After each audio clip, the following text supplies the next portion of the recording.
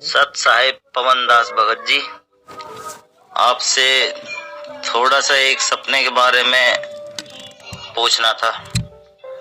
आज मुझको एक सपने में गुरुजी दिखाई दिए हैं, बिल्कुल साक्षात मेरे सामने।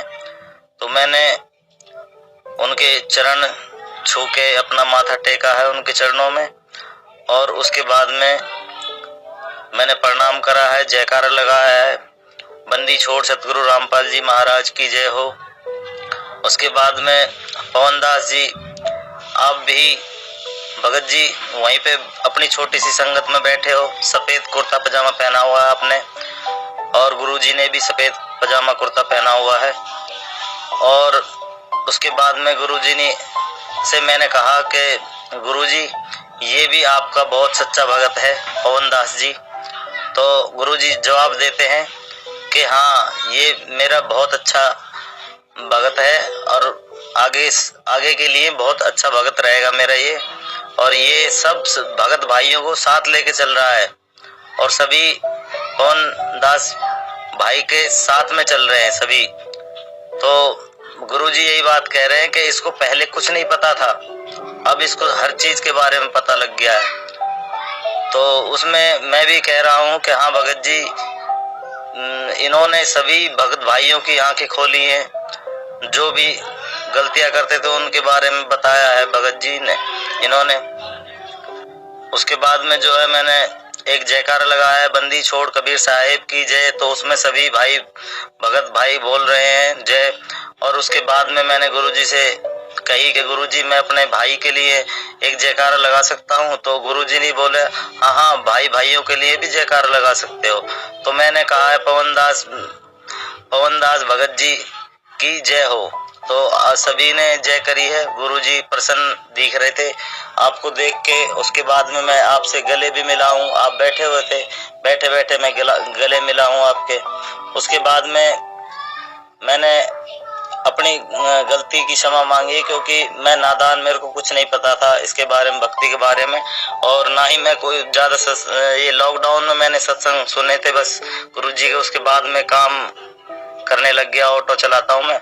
उसके बाद में सत्संग तो सुन ही नहीं पाया बिल्कुल भी। तो वही मेरे बस सुबह आरती चला ली, दोपहर में और शाम को, और सतनाम भी मिल चुका था। आप ये सतनाम लेने के बाद में मेरी आपने आंखें खोली है कि ऐसे ऐसे नहीं करना, तो वो सब चीज समझ में आ गया। और आपका फेसबुक पे भी मैंने लाइक वगैरह कर रखे हैं, और मैं अब ज्यादातर जाता नहीं हूँ वहाँ पे, और जहाँ पे नाम केंद्र सेंटर पे नहीं जाता बिल्कुल भी। पहले जाता था, एक दो बार गलतियां कर दी थी मैंने तो गया था।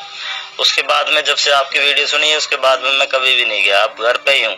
और अभी भी मेरे से एक दो बार गलती हुई है, तो मैंने सिर्फ यही अपने परमात्मा से यही कहा है कि हे गुरुजी, आप मेरे को मेरी जो भी ये गंदी आदतें हैं ये आप छुड़वा दें, और आप मेरे को दर्शन दें, तभी शायद मैं छोड़ पाऊंगा। इस मन रूपी काल रूपी मन है मेरा, इसने मेरे को बहुत मतलब फंसा रखा है इसमें। कभी क्या मन करता है, कभी क्या। तो अब मेरा दिमाग बिल्कुल खुल गया है, मेरे परमात्मा मेरे को दर्शन दे दिए हैं, और चरण भी स्पर्श करे हैं मैंने गुरुजी के। और मैं बहुत बहुत अपने आप को धन्यवाद कह रहा हूँ कि हाँ, मेरे को परमात्मा ने दर्शन दिए। आज मैंने हो गए कम से कम 8 महीने मेरे को भक्ति करते हुए, पर बीच में छोड़ देता था और वही काल रूपी मन हो जाता था मेरा। अब मैंने एकदम दृढ़ता पकड़ ली है एकदम, कि अब आगे से कोई गलती नहीं करूंगा और भक्ति लगातार रेगुलर करता रहूंगा। अब पहले मेरे को नादान था, नादानी कर बैठा कई बार, तो उसके लिए मैंने प्रार्थना कर रखी है गुरुजी से ही क्षमा मांगी है मैंने। जब से आपकी वीडियो सुनी है तब से ही मैं गुरुजी के चरणों में ही, और अपना धर्म जो है हमने खत्म कर दिया है। बस अब एक ही परमात्मा हमारे गुरुजी महाराज, बस इसके अलावा और कोई भी नहीं है। मैं अपने बच्चों को नाम दीक्षा दिला रखी है, दोनों लड़कों को, तीसरा भी छोटा है, और घरवाली को भी दिला रखी, उसने भी छोड़ दी थी भक्ति।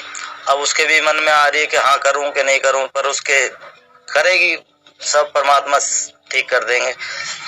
ठीक है पवन दास जी, यही एक छोटी सी रिकॉर्डिंग थी, मैं आपके पास भेज रहा था, शायद इसका कुछ उत्तर दे पाए आप। बताएं कि गुरुजी बहुत खुश हुए, आपसे प्रसन्न हुए। गुरुजी कह रहा है ये मेरा शिष्य है, बहुत प्यारा शिष्य है मेरा, जो अपने भगत भाइयों को साथ लेके चल रहा है। और आपसे भी मैं बहुत बहुत धन्यवाद कहता हूँ कि जो आप आए, आपकी वजह से बहुत भगत भाइयों की आंखें खुली हैं और सभी अब सही राह पे चल रहे हैं। मैं एक छोटा सा तुच्छ भगत हूँ, नादान भगत हूँ थोड़ा सा, बस इतना ही कह सकता हूँ। और इतनी मेरे अंदर दिमाग भी नहीं है इतना जो कि मैं ज्यादा बोल सकूं।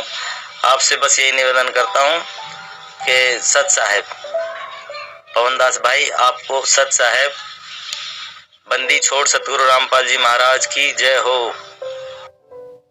बंदी छोड़ सतगुरु रामपाल जी महाराज जी की जय हो। सतसाई भगत जी देखिए, वैसे तो जब से परम पूज्य सतगुरु रामपाल जी महाराज जी ने मुझ तुच्छ 2 कौड़ी के जीव पवनदास को अपनी शरण में लिया है और मुझे यथार्थ ज्ञान दिया है, मुझे धरती पे पैर रख के चलना सिखाया है, मुझे यथार्थता में जीना सिखाया है। उससे पहले मैं जो सपनों की उड़ान ले रहा था वो परमात्मा ने मेरी मिटाई और कहा बेटा यदि भक्ति करनी है तो परमात्मा के ज्ञान को आधार बना, परमात्मा के नियमों को निभा और जो आदेश आपको सत्संगों में दिए गए हैं उन आदेशों को सत्य मान के, भले आपने वो चीज ना देखी हो, आपने ना कभी सुनी हो, लेकिन आपको अपने गुरु को परमेश्वर मानते हुए प्रत्येक वचन को आपने लोहे की लकीर की तरह मानना पड़ेगा कि हाँ मेरा गुरु जो वचन कह रहा है, जो शब्द कह रहा है, जो बातें बता रहा है वो बिल्कुल 1001% सत्य हैं। झूठ का तो इसमें लेस मात्र अंश भी नहीं होता, झूठ शब्द तो कहना भी महापाप का दोषी होना है। तो उसके बाद से भगत जी दास वैसे सोपन वगैरह पे कम ही यकीन करता है, लेकिन आपने बताया कि सतगुरु रामपाल जी महाराज जी स्वयं आपके सोपन में आए, आपने उनको दंडवत प्रणाम किया। तो भगत जी दास सतगुरुदेव जी की प्रेरणा से काफी समय पहले ही अपने लाइव शंका समाधान में एक वीडियो बना चुका है जिसका विषय था कि सतगुरु रामपाल जी महाराज जी का वर्तमान का जो स्वरूप है उस स्वरूप को अन्य कोई भी शक्ति धारण नहीं कर सकती है। अर्थात काल हो, चाहे देवी देवता हो, चाहे ब्रह्मा विष्णु महेश जी हो, चाहे दुर्गा हो, परम पूज्य सतगुरु रामपाल जी महाराज जी का रूप बनाकर उनके भक्तों को ना भ्रमित कर सकती है, ना धोखा दे सकती है। तो सोपन में यदि बंदी छोड़ आए हैं तो जाहिर सी बात है सोपन बिल्कुल सत्य है। और परमात्मा कहते हैं कि सोपन में बैराय के जय को कहिए राम, वाक्य पक्की पावड़ी मेरे तन को चाम। परमात्मा कहते हैं अगर सोपन में भी किसी भगत ने अगर मेरे नाम का सुमरण कर लिया, मेरा जयकारा लगा दिया, मेरा चिंतन कर लिया, मुझे दंडवत कर दिया, तो सोच लेना कि वो यथार्थ में ही दंडवत कर रहा है, वो यथार्थ में ही सुमरण कर रहा है। और सतगुरु का दर्शन केवल उसी पुण्यात्मा को होगा जो पुण्यात्मा अपनी भक्ति रूपी सफर में बिल्कुल सही चल रही है, परमात्मा की मर्यादाओं में चल रही है। ऐसी बात नहीं जिसको सोपन अभी नहीं आए हैं या नहीं आ रहे हैं तो वो भगत भाई बहन ये ना सोचे कि फिर हम भक्ति मार्ग पे सही नहीं चल रहे। ऐसी बात नहीं पुण्यात्मा, जैसे जैसे हमारी भक्ति बढ़ती चली जाएगी, जैसे जैसे हम परमात्मा के प्रति ज्यादा से ज्यादा चिंतन और मनन करेंगे, उनके सत्संगों को सुनेंगे, तो हमारा ज्यादा से ज्यादा समय परमात्मा के सोच विचार में व्यतीत होगा। और जिस चीज के विषय में, जिस वस्तु के विषय में हम ज्यादा से ज्यादा चिंतन करेंगे, मनन करेंगे, मंथन करेंगे, तो जाहिर सी बात है हमें सोपन भी फिर उन्हीं के आएंगे। तो सोपन में भगत जी बंदी छोड़ स्वयं थे, तो इसमें कोई बड़ी बात नहीं है, परमात्मा ही थे, परमात्मा के अलावा और कोई नहीं था। और आप जी ने जिक्र किया कि दास भी वहीं पे बैठा हुआ था, और जैसा भी आपने बताया कि परमात्मा भी सफेद कपड़ों में थे, आपने भी सफेद कपड़े पहन रखे थे। आपने कहा कि परमात्मा ये पवन दास आपका बहुत अच्छा भगत है परमात्मा, तो परमात्मा ने कहा हाँ भाई बिल्कुल सही बात है, मेरा बहुत अच्छा भगत है, भक्तों को साथ लेके चल रहा है, आगे भी अच्छा ही रहेगा। तो ये जो बातें हैं भगत जी, देखिए दास पहले थोड़ा सा ये क्लियर कर देना चाहता है। पहले तो जो भी व्यक्ति इस वीडियो को सुन रहा है, जो भी हमारे भाई बहन इस वीडियो को सुने, वो इस भाई की इस बात को सुनकर ये आकलन ना कर बैठे कि पवन दास ने इस भाई से ये ऑडियो बनाने के लिए कहा होगा या पवन दास ने ऑडियो बनवाई होगी। पुण्यात्माओं, ये परमपिता परमेश्वर सतगुरु रामपाल जी महाराज जी की सत भक्ति है, और इस भक्ति मार्ग में जिस भी व्यक्ति ने 1% भी अपने अंदर मान बढ़ाई पैदा कर ली, अहंकार पैदा कर लिया, अपने आप को ऊंचा चढ़ाने के लिए, ऊंचा दिखाने के लिए यदि उसके मन में इस तरह के भाव आ गए, पुण्यात्मा, उसी दिन से उस भगत का पतन शुरू हो जाएगा।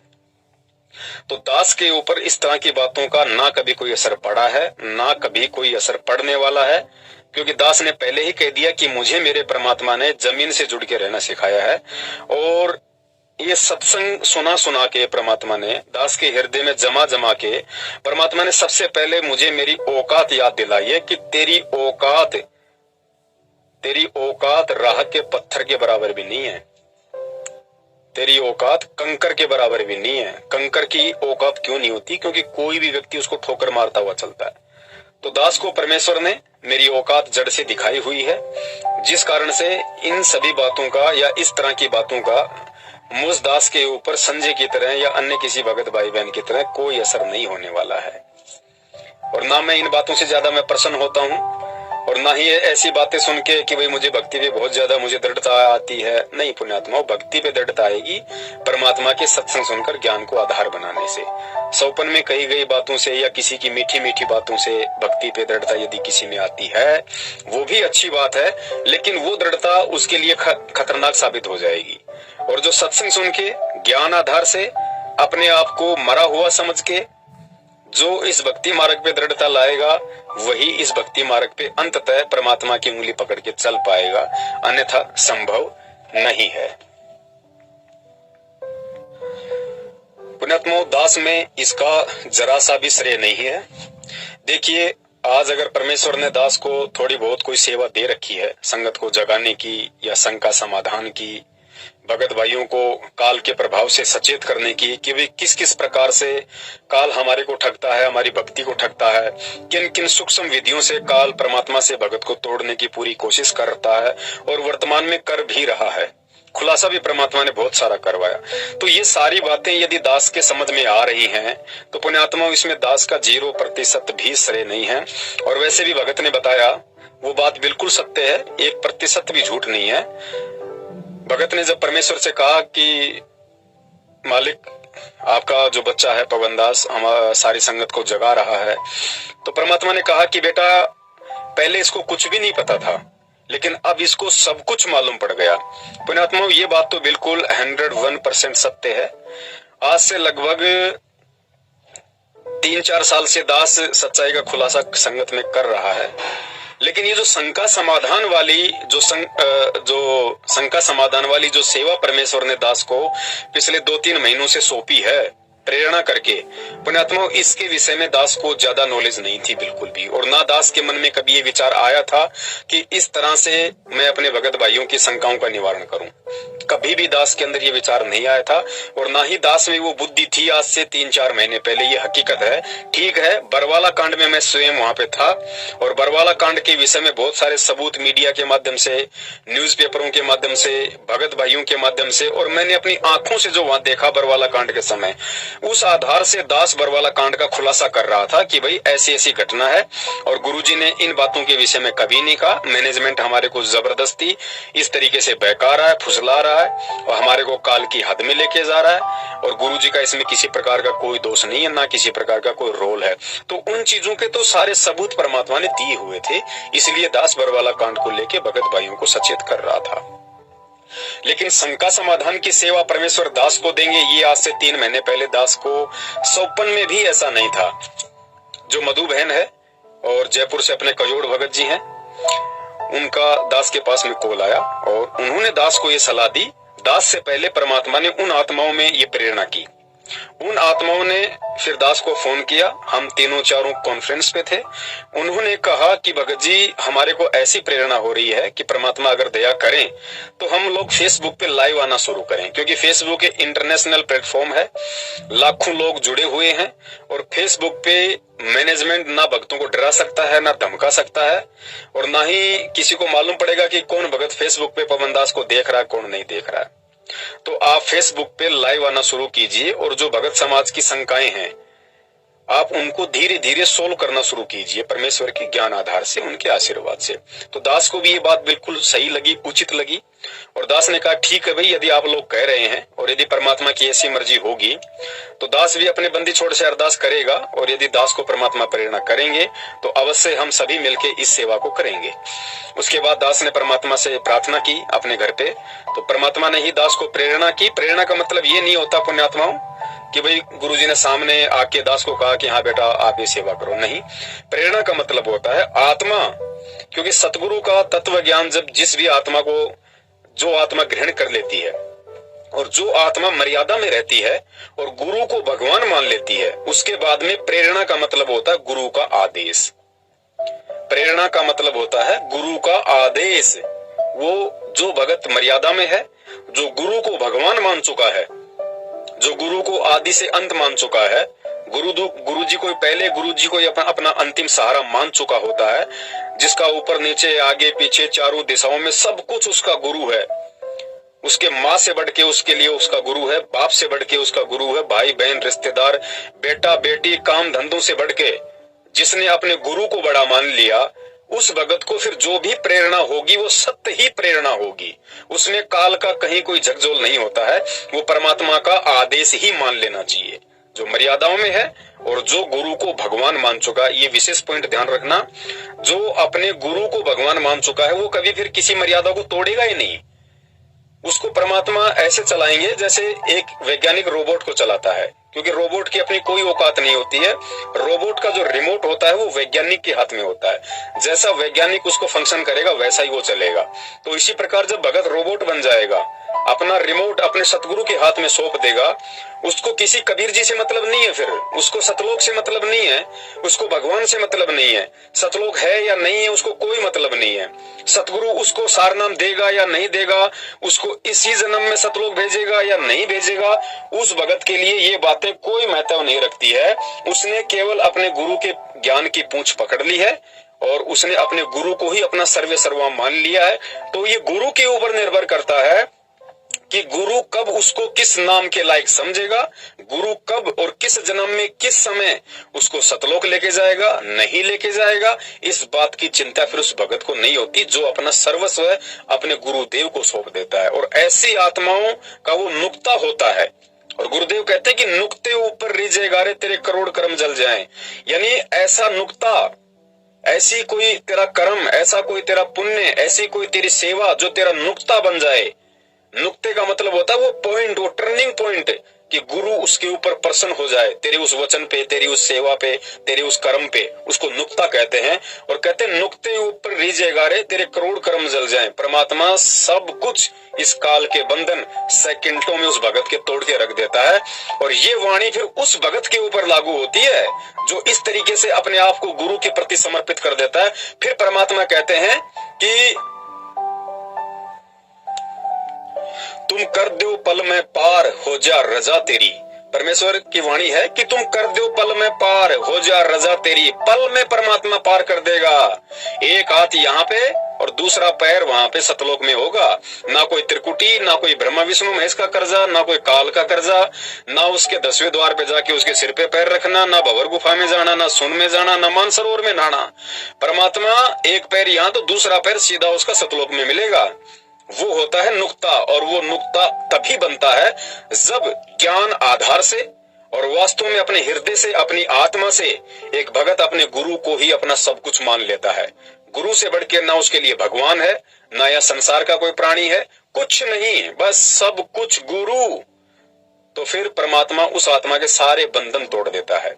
तो ऐसी आत्मा को फिर जो भी प्रेरणा होगी वो सत प्रेरणा होगी। परमात्मा का वो सन्मुख आदेश ही मान लेना चाहिए। तो पुण्यात्माओं, जो भी भाई ने कहा है वो बातें बिल्कुल सही हैं। दास को आज से पहले बिल्कुल भी नॉलेज नहीं थी शंका समाधान के विषय में, और ना ही दास के मन में 1%। दास अपने सतगुरुदेव जी की चरणों की सौगंध खा के कहता है कि दास को शंका समाधान का जो प्रोग्राम जब से चला है, आज से 2.5-3 महीने पहले से, उससे पहले दास के दिलो दिमाग में भी नहीं थी कि आगे चल के दास शंका समाधान के लिए भी निमित्त बनेगा। बिल्कुल जैसे ही मधु बहन का फोन आया, कजोड़ भाई का फोन आया, उन्होंने दास को अवगत करवाया, तो दास ने परमात्मा से प्रार्थना की और परमात्मा ने फिर दास को प्रेरणा की कि हाँ बेटा, बिल्कुल ये आपकी सेवा बनती है भाई, ये आपकी जिम्मेदारी है, ये आप ही के भगत भाई बहन है, किसी और के नहीं है। चाहे मैनेजमेंट के पीछे फंसे हों या चाहे वैसे मनमुखी होके चल रहे हों, ये सब आपके ही भाई बहन हैं। और जो समझदार भाई होता है, जो बड़ा होता है, उसकी जिम्मेदारी बनती है, उसका उत्तरदायित्व बनता है कि वो अपने छोटे भाई बहनों को सही राह दिखाए, यदि उसको पता है तो। इस आधार से दास फिर इस शंका समाधान वाले प्रोग्राम में आना शुरू हुआ। और पुण्यात्माओं, मान बढ़ाई और अहंकार का इस भक्ति मार्ग में लेस मात्र भी स्थान नहीं है। यदि किसी ने जरा भी अपने अंदर अहंकार भाव प्रकट कर दिया, उसी दिन से वो परमात्मा से दूर है। और दास बार बार कहता है कि जैसे बहुत सारे भगत भाई कहते हैं कि पवन भगत जी, आप पे तो परमात्मा की विशेष दया है, आप परमात्मा की विशेष पुण्य आत्मा हो। ठीक है, उस भगत भाई के ऐसे विचार हो सकते हैं, ऐसे विचार आने में कोई दोष नहीं है। क्योंकि पुण्यात्मा, सबसे पहले तो हमने एक पॉइंट को क्लियर कर लेना चाहिए। जिस भी आत्मा ने सतगुरु रामपाल जी महाराज जी से नाम दीक्षा ले ली, और जो व्यक्ति 1 साल भी इस भक्ति मार्ग पे टिक गया, इस भक्ति मार्ग पे परमात्मा की भक्ति करते करते, सत्संग सुनते सुनते जिसको 1 वर्ष हो गया हो, उसके हृदय में यहाँ का ना कोई व्यक्ति गुरु का स्थान ले सकता, ना ब्रह्मा विष्णु महेश जी गुरु का स्थान ले सकते, ना काल ले सकता, ना दुर्गा ले सकती। कोई भी व्यक्ति उस भगत के हृदय में एज ए परमात्मा, एज ए गुरु प्रविष्ट नहीं हो सकता, समा नहीं सकता। चाहे वो अपनी किसी गलती से या चाहे अपने किसी माड़े कर्म से, चाहे वो भक्ति छोड़ दे, चाहे वो दूसरे पंथ में जाके अपना कोई नया गुरु बना लिया हो, लेकिन फिर भी वो परमात्मा का तत्व ज्ञान उसके अंदर, वो लहरें हमेशा हिलोरे मारती रहेंगी, उसको ढंग से जीने नहीं देंगी, उसको वो संतुष्टि, वो आत्म संतोष उसको इस दुनिया में कहीं नहीं मिलेगा। भले ही उसने शंकराचार्य को अपना गुरु बना लिया हो, संत रामपाल जी महाराज जी की भक्ति छोड़ के, लेकिन वो चीजें हमेशा उसके अंदर कांटे की तरह चुभती रहेंगी कि भाई बंदी छोड़ तो एक ही है दुनिया में। और जो ज्ञान संत रामपाल जी महाराज जी ने दे दिया, भाई उस ज्ञान के बराबर तो किसी के पास ज्ञान का टपका भी नहीं है। तो पुण्यात्माओं, ठीक इसी प्रकार अभी जैसे हिमाचल में जो संजय है, ठीक है, वर्तमान में वो गुरुद्रोही हो गया है। उसने स्वयं भक्तों को आशीर्वाद देना, जो हाथ की मुद्रा होती है, जैसे हमारे परमेश्वर कर सकते हैं और कोई नहीं कर सकता, लोगों को दंडोत करवाता है, 56 प्रकार के भोग लगवाता है, फिर खुद ही खाता है। ठीक है, वो गुरुद्रोही हो गया, इसमें कोई संशय नहीं है, बिल्कुल वो 101% गुरुद्रोही है। लेकिन उसके पीछे भी जो 20-25 भगत लगे हुए हैं, पुण्यात्मा विचार कर लेना, वो संजय को अपना गुरु नहीं मान रहे। भले ही संजय ने अपने आप को गुरु घोषित कर दिया, लेकिन संजय ने अपने आप को गुरु घोषित किया है तो गुरु जी को ऊपर रखा है। आप इस पॉइंट को ध्यान रखना। दास उसका फेवर नहीं कर रहा, लेकिन दास आपको हकीकत बता रहा है इस भक्ति मार्ग की, कि परमात्मा का तत्व ज्ञान एक किसी भी आत्मा के अंतःकरण में प्रविष्ट होने के बाद में क्यों गुरु उसके अंदर से नहीं निकल सकता। संजय ने गुरु जी को फिर भी ऊपर रखा, ये संजय की चालबाजी है, ये उसका षड्यंत्र है, उसको अच्छे से पता है यदि मैं गुरु जी को ही साइड में कर दूंगा तो कोई भगत आश्रम में नहीं टिकने वाला। इसलिए उसने एक चाल चली, क्योंकि काल इसी प्रकार से सूक्ष्म चाल चलता है। उसने गुरु जी को फिर भी ऊपर रखा कि गुरु जी तो परमात्मा है, मैं उनका संत हूँ, सतगुरु अलग होता है, संत अलग होता है, मेरे को परमात्मा ने निमित्त बना रखा है। वो अपनी फोटो के ऊपर गुरु जी की फोटो लगाता ताकि वो आत्माएं भ्रमित होके और मेरे पीछे लगी रहे। भले ही वो आत्माएं, चाहे वो 20 भगत हो, चाहे 25 भगत हो, भले ही वो दंडवत संजय को करते हैं, लेकिन उनके हृदय से गुरुजी निकल नहीं रहे, उनके हृदय से परमात्मा को कोई निकाल नहीं सकता। और जिस दिन संजय ने गुरुजी की फोटो हटा दी, आज समझ लेना उसी दिन से वो आत्माएं दूर हो जाएंगी, उससे ऑटोमेटिक दूर हो जाएंगी। क्योंकि वो आत्माएं अगर जुड़ी हुई हैं तो उनको बेचारियों को भ्रमित कर रखा है, उनका माइंड वॉश कर रखा है कि गुरुजी ही भगवान हैं, लेकिन गुरुजी ने निमित्त मुझे बना रखा है। शास्त्रों में ऐसा विधान है, गीता जी में एक जगह ऐसा लिखा हुआ है, तुम ऐसा करोगे तो ऐसा होगे। ये काल भगवान का बहुत बड़ा षड्यंत्र, बहुत बड़ी चाल होती है। धोखे में कोई भी आत्मा आ सकती है, कोई बड़ी बात नहीं है। तो वो जितने भी 15-20 आत्माएं हैं वो बेचारी धोखे का शिकार हैं, क्योंकि उस नालायक ने परमात्मा तो केवल मतलब संत रामपाल जी महाराज जी को ही घोषित कर रखा है, लेकिन काम नीचे सारे काल भगवान वाले कर रहा हो।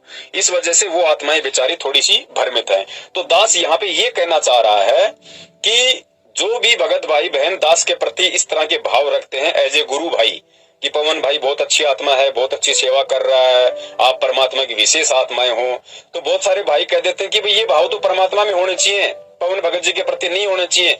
बिल्कुल उसकी भी बात सही है, लेकिन उस पुण्यात्मा को ये सोचना चाहिए कि वो भगत भाई बहन यदि ये शब्द बोल रहा है तो उसके अंदर के भाव क्या हैं।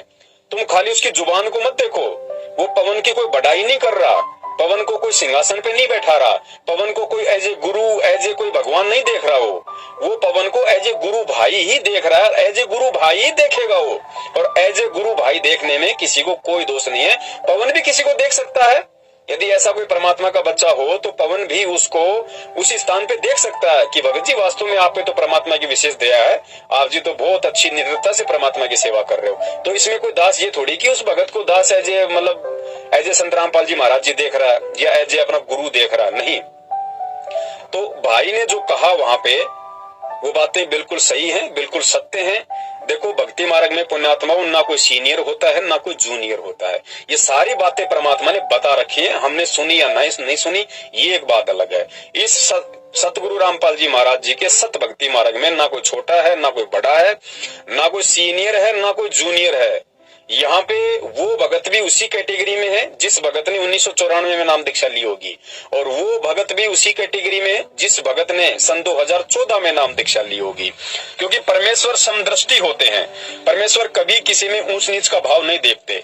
तो जब परमेश्वर समदृष्टि है, परमेश्वर ऊंच नीच का भाव नहीं देखता, तो परमेश्वर का बच्चा कैसे एक दूसरे भगत के प्रति ऊंच नीच के भाव ला सकता है। लेकिन हाँ, जो जैसी भक्ति कर रहा है, जो जैसी सेवा कर रहा है, तो भैया सेवा के अकॉर्डिंग यदि कोई ऐसा कह देता है तो उसमें उसको किसी प्रकार का कोई दोष नहीं होता है।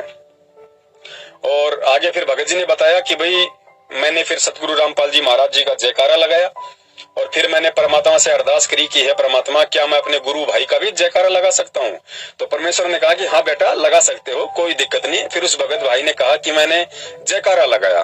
तो यहाँ पे बहुत सारे भगत भाइयों के मन में शंकाएं उत्पन्न हो जाएंगी कि ऐसा कैसे हो सकता है, जयकारा भगत का कैसे लगा सकते हैं। पुण्यात्माओं, इन सब बातों को हमने ज्ञान आधार से समझना पड़ेगा।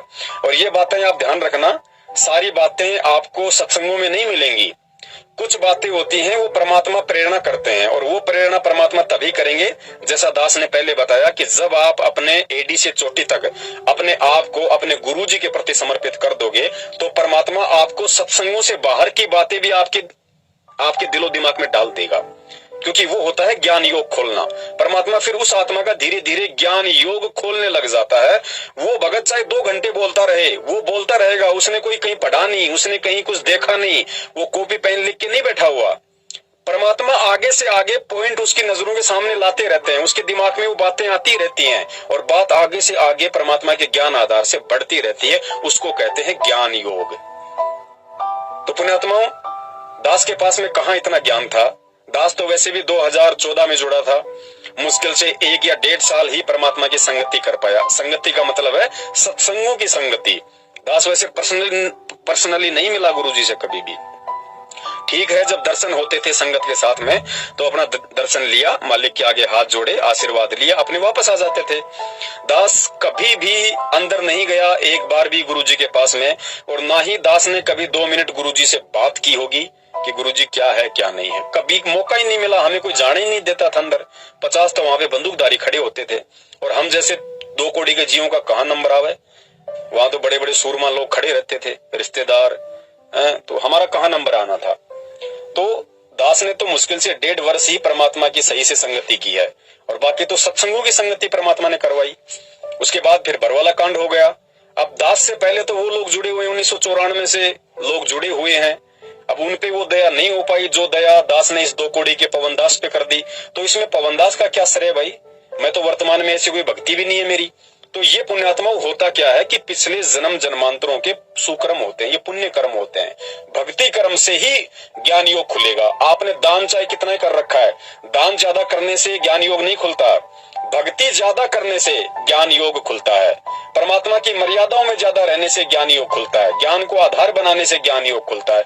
तो दास के पिछले जन्म के ऐसे कोई भक्ति कर्म होंगे, वो बंदी छोड़ी जाने, उस आधार से परमात्मा ने या फिर वर्तमान के परमात्मा ने दास के अंदर कुछ भाव पैदा किए। देखो, भाव भी परमात्मा ही पैदा करता है, हमारी औकात नहीं कि हम परमात्मा के प्रति भाव पैदा कर लें, हम परमात्मा को परमात्मा मान लें।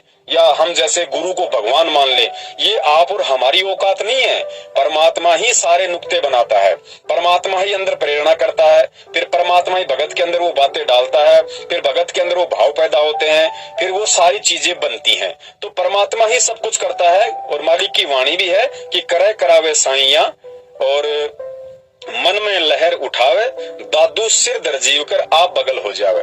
तो पुण्यात्माओं, शंका समाधान के माध्यम से जो भी कुछ हो रहा है, ये परमात्मा ही सब कुछ दास को निमित्त बना के करवा रहे हैं। दास का इसमें किसी प्रकार का कोई रोल, कोई श्रेय नहीं है। यदि लाखों की संगत में से परमात्मा ने एक पवन दास को चुना है, तो पुण्यात्माओं, इसमें पवन दास का कोई श्रेय नहीं है, ना पवन दास कोई विशेष है। पवन दास से पहले तो बहुत बड़े बड़े सारनामी लोग बैठे हुए हैं, जो अपने आप को बहुत बड़े बड़े भगत मानते हैं, बड़ी बड़ी पोस्ट पे हैं, बड़े बड़े वर्ल्ड कोऑर्डिनेटर बने हुए हैं, स्टेट कोऑर्डिनेटर बने हुए हैं, दो स्टेट के कोऑर्डिनेटर बने हुए हैं। कुरुक्षेत्र से हमारे पुरुषोत्तम दास भाई जी। तो पुण्यात्माओं, इसमें दास का कोई रोल नहीं है किसी भी प्रकार का। और रही बात जयकारे की, तो जयकारे का मतलब क्या होता है पुण्यात्माओं? देखो, जयकारा लगाने के बाद में परमात्मा प्रसन्न हुए, इसका मतलब है कि वो चीज गलत नहीं थी। अब वो गलत क्यों नहीं थी, इसको हमने ज्ञान आधार से समझना पड़ेगा। पुण्यात्माओं, भगवान के बाद जगत में यदि किसी की कीर्ति हुई है, यदि किसी की कीर्ति होती है, तो केवल भगत की होती है।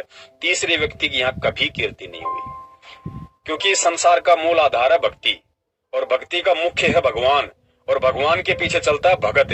तो सबसे पहले यहाँ पे भगवान की कीर्ति होती है, भगवान की महिमा होती है, और भगवान से प्राप्त उपदेश, भगवान से प्राप्त ज्ञान, और वो भक्ति करके फिर यदि किसी की कीर्ति हुई है, किसी का यश हुआ है, दुनिया ने यदि किसी का जयकारा लगाया है, तो केवल भगत का लगाया। फिर मीराबाई के लोगों ने जयकारे लगाए, धना भगत के जयकारे लगाए, नानक जी के जयकारे लगाए, आज भी लग रहे हैं उन पुण्यात्माओं के।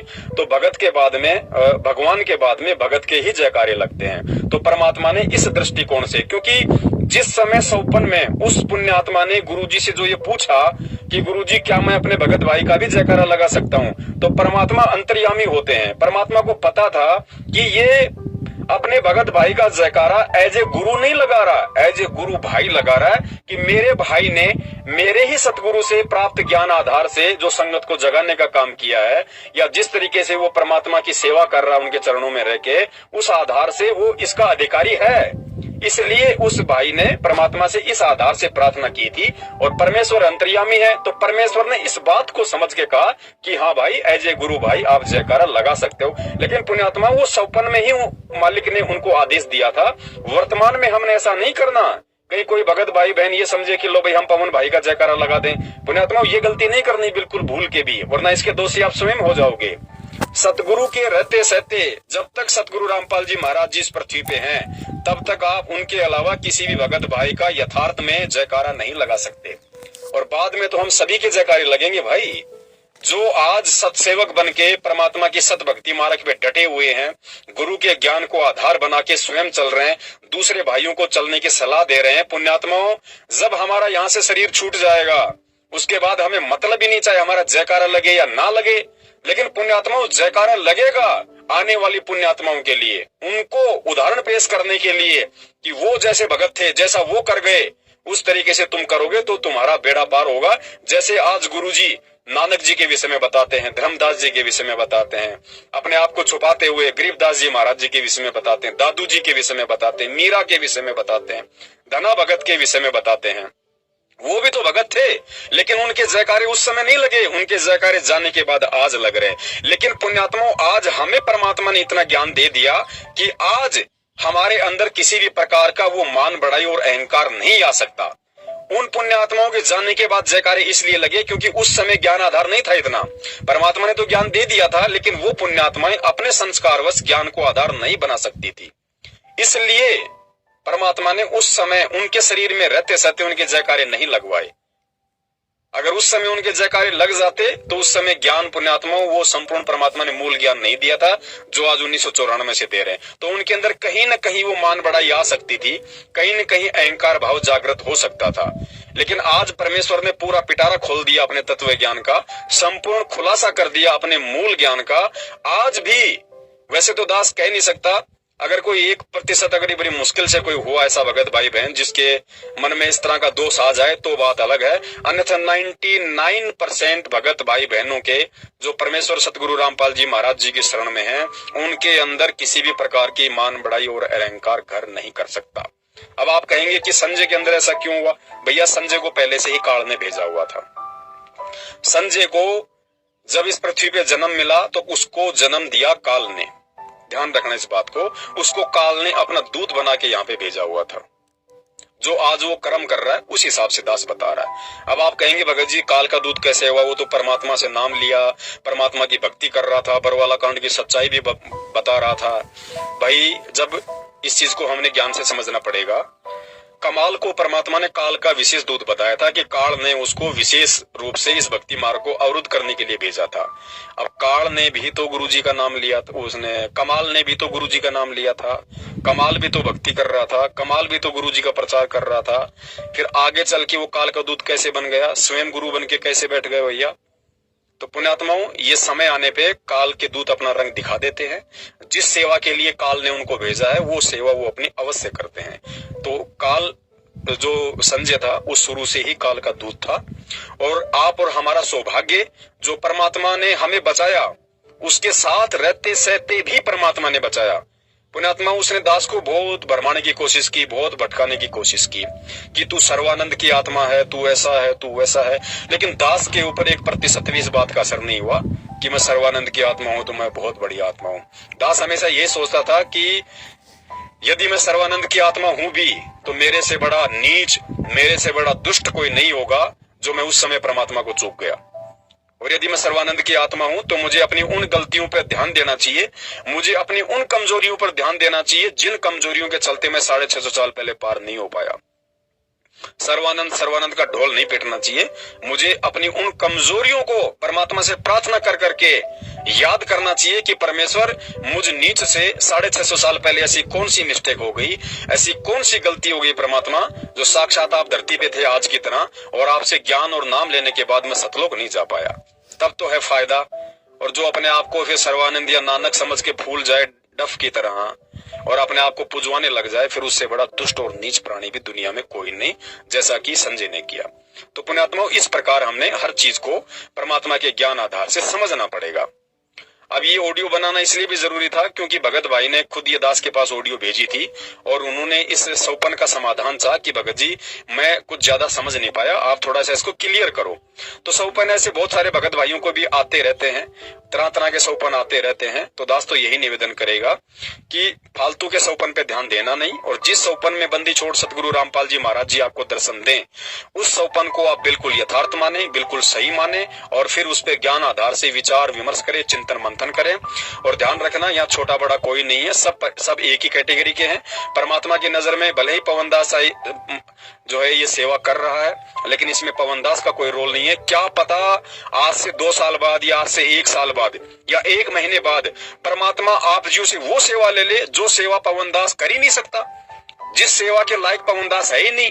क्या पता परमात्मा आपसे वो सेवा ले ले, क्योंकि जब परमात्मा ने तोताद्री नाम के शहर में, जब इस दुनिया पे करोड़ों की संख्या में मानव शरीर वाले प्राणी थे और उस समय परमात्मा ने वेदों के मंत्र हिंदी में और संस्कृत में केवल एक झोटे से बुलवाए। क्या उस समय परमात्मा किसी व्यक्ति से नहीं बुलवा सकते थे? लेकिन परमात्मा ने वहां पे अपने समर्थता दिखाई थी कि बंदी छोड़ क्या नहीं कर सकता। परमात्मा को जरूरी नहीं कि कोई पवनदास को निमित्त बनाए या किसी मधु बहन को निमित्त बनाए या किसी कजोड़ भाई को निमित्त बनाए या जितने भी हमारे सत्सेवक भाई बहन हैं, परमात्मा उन्हीं को निमित्त बनाए। ये तो हमारे कर्म बनने पुण्यात्मा, हमें सोचनी चाहिए बात तो कि परमात्मा हम आपके ऋणी हैं, परमेश्वर हम शुक्रगुजार हैं, हम अपने आप को धन्यवाद देते हैं कि बंदी छोड़ आपने हमें इस लायक समझा, इन सेवाओं के लायक समझा जो हमारे कर्म बन रहे हैं। बाकी पुण्यात्माओं, परमात्मा तो गधे को भी निमित्त बना के चारों शंकराचार्यों को ज्ञान चर्चा में फेल करवा सकता है। तो हमने इन चीजों को भूलना नहीं चाहिए। तो यहाँ पे ना कोई पवन बड़ा है, ना कोई दूसरा भाई छोटा है, ना पवन सीनियर है, ना दूसरा भाई जूनियर है। ये परमात्मा का भक्ति मार्ग है और ऐसे भाव किसी के अंदर आने भी नहीं चाहिए। इतना ज्ञान लेने के बाद में सेवा परमात्मा ने दे रखी है, उसके संस्कार के हिसाब से दे रखी है, इसमें उस भगत का कोई रोल नहीं है। कि सोचे कि भाई इस भगत ने ये कर लिया। भगत कुछ नहीं कर सकता, भगत पत्थर है, भगत 2 कौड़ी का जीव है, भगत की कोई औकात नहीं है। भगत ने करना होता तो पहले कर लेता ना, आज क्यों कर रहा है? तो ये सारा खेल परमात्मा का है। सद्बुद्धि परमात्मा देता है, प्रेरणा परमात्मा करता है, आगे बढ़ने की हिम्मत परमात्मा करता है। और परमात्मा इस तरह की सेवा, इस तरह की हिम्मत, इस तरह की प्रेरणा अपनी हर उस आत्मा के अंदर करने के लिए तैयार बैठा है जो पुण्यात्मा गुरु को भगवान मान ले। परमात्मा तो तैयार बैठा है प्रमाण पत्र बांटने के लिए, अगर कोई लेने वाला भी तो हो। भाई अपने अंतरात्मा से, अपने हृदय से, तन मन से कोई अपने गुरु को परमात्मा माने तो सही।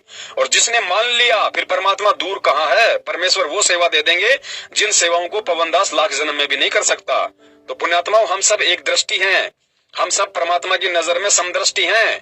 हम कोई छोटा कोई बड़ा नहीं, ये अपने संस्कार अलग अलग हैं। अब जैसे आज नरेंद्र मोदी है, देश का प्रधानमंत्री बन के बैठा हुआ, अनिल अंबानी है, देश का 1 नंबर का पैसे वाला व्यक्ति है, और एक मेरे जैसा 2 कौड़ी का जीव रोड पे दही बड़े लगाता है। तो परमात्मा की नजरों में अनिल अंबानी भी उसकी उतनी प्यारी आत्मा है, भले उसने नाम ना ले रखा हो, भले वो शराब पीता है, मांस खाता है, सब कुछ करता है। नरेंद्र मोदी भी कितने कर्म कुकर्म करता है, लाखों उसने शराब के ठेकों को लाइसेंस दे रखा है, लाखों उसने जानवर काटने के कत्ल खानों को लाइसेंस दिया हुआ है, लोगों के उल्टे सीधे काम करवाते हैं। राजनेता और क्या करवाएंगे? तो वो नरेंद्र मोदी भी परमात्मा को उतना ही प्यारा है। लेकिन कर्म समय आने पे जीव को छोटा बड़ा बना देते हैं, कर्म समय आने पे जीव को नरक और स्वर्ग का भागी बना देते हैं। तो परमात्मा की नजरों में कोई भी प्राणी, चाहे चींटी हो, चाहे सूक्ष्म जीव हो, चाहे हाथी हो, कोई भी हो, परमात्मा की नजरों में सब समदृष्टि हैं। और हमने मन में कभी भूलकर भी ये भाव नहीं लाना चाहिए कि वो आत्मा परमात्मा की विशेष आत्मा होगी। हम सभी परमात्मा की विशेष आत्माएं हैं और हम सभी को परमात्मा की विशेष आत्मा बनने का प्रयत्न करना चाहिए, यदि आज से पहले हम आपको नहीं समझ रहे हैं तो।